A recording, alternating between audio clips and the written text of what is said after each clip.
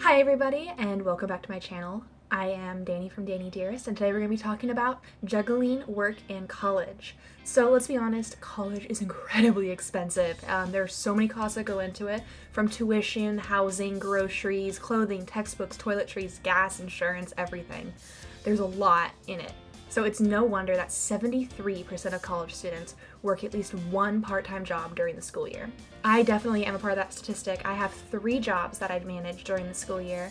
And previously I have juggled up to 5 jobs at one time while being a full-time student, and it's a lot to handle, but with these tips you can definitely handle it very well. This is one of the most common questions that I get asked on my blog. I get a ton of emails, people saying, okay, listen, I just got my job and I am a full-time student. How in the world am I gonna make this work? And that's why I'm here, to help you out. So let's get started. Okay, so first what you need to do is make sure that you schedule wisely. I know that's kind of why you're here. That's kind of the basis of all this. How in the world are you going to schedule wisely? One of the hardest parts about having school on top of work is being able to make it all work without overloading yourself. If you work a job in which you're going to be able to choose your own hours, you're really lucky, and definitely take advantage of that. Schedule your classes around your work and schedule your work around your classes. But make sure to also schedule in time for me time, for relaxation, and for fun with your friends. If you're not working at a job where you're able to schedule your hours yourself, make sure you schedule your classes wisely instead. Scheduling your classes in blocks so that you have long periods of time where you don't have classes so that you can work during those times really helps a lot. For example, try your hardest to plan your classes all to be in the morning or all to be in the afternoon, and then work the times you're not in class. Or even better, if you're able to schedule so that your classes are on the opposite days of your work schedule, that works really well. For example, right now I have classes on Monday, Wednesday, Friday, and I work all day on Tuesday and Thursday. However, previously what I had to do was get a little more creative, so that I worked from 10 to 3:30, and then I had dinner, and then I had class from 5 to 3 to 6:30.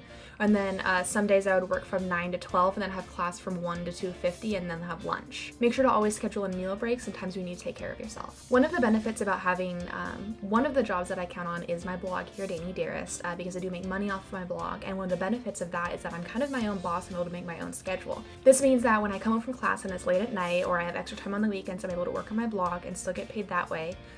Which makes it one of my jobs and is really easy to schedule around. So if you have an insane schedule and you're not able to schedule anything around it, consider doing something in which you can make money and be in charge of your own schedule, such as starting a blog.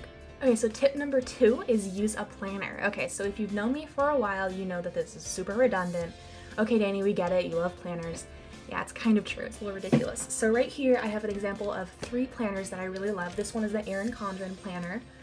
This is actually an example from last year. They sent me this and I really love it. So for example, this has a monthly page, and then here's an example of a weekly. And then one of my all-time favorites, this is the Get to Work book. I really love this. It's huge, but it is very sturdy and I really enjoy it. I in general love the layout of this planner. While I don't usually glam plan, which is when you put a ton of stickers and a ton of decorations into your planner, I do like to make it a little pretty. I put some stickers here and there, some colors. I love to color code. However, there are definitely days when I'm way too busy to do that, and I just write it with a black pen and it still works just as good.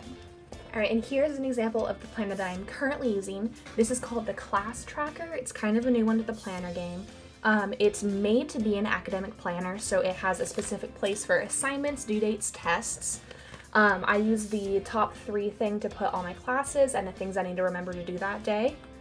And I just really like this one because you can really customize it to be anything that you need it to be, and that's really handy. So now you might be wondering, how in the world are these planners going to help me juggle my work and classes? When you're working while being a student, there's a lot to memorize. There's a lot to remember what's going on. You have due dates for classes, you have deadlines for work, you have meetings to get to, you have dates, you have friends, and you have so much going on that your mind can get overloaded. This can cause you to become really anxious. And so having a planner really helps to just get that out of your head and onto this piece of paper, and it really helps to eliminate the possibility of you missing something. You arriving to work late when you thought that you worked a different time that day, for missing that there's an exam that day and you should have been studying the day before. Stuff like that. So using a planner really helps to just get everything out of your head onto paper and to eliminate the possibility of forgetting anything important. If you're looking to get a planner and you don't know where to start, I have the complete guide to choosing a planner that will work for you. I'll put it in the description below so you can check it out.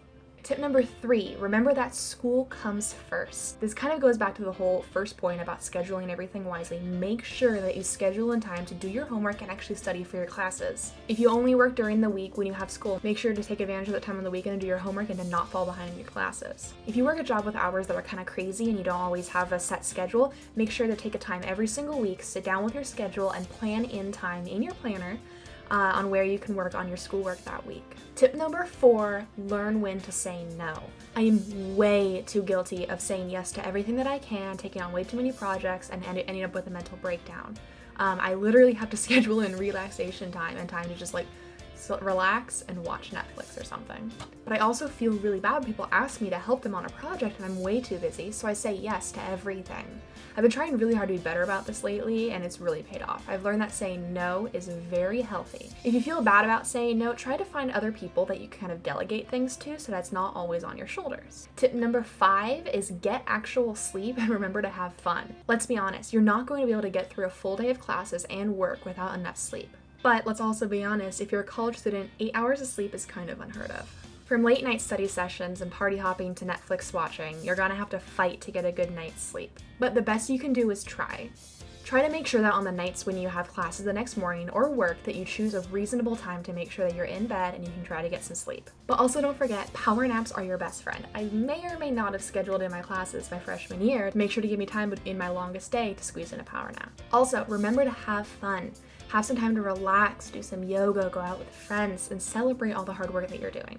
And finally, tip number 6, become a productive procrastinator. College students are procrastinators by nature, but beat that odd. When you have so many things to do, like schoolwork, tasks for work, projects for clubs, or whatever else you have going on, it can be really hard to get anything done when all you want to do is anything but those tasks. Instead of giving in on binge watching a TV show, try to be a productive procrastinator. For example, say you can't focus on your schoolwork and you find yourself procrastinating from a specific assignment.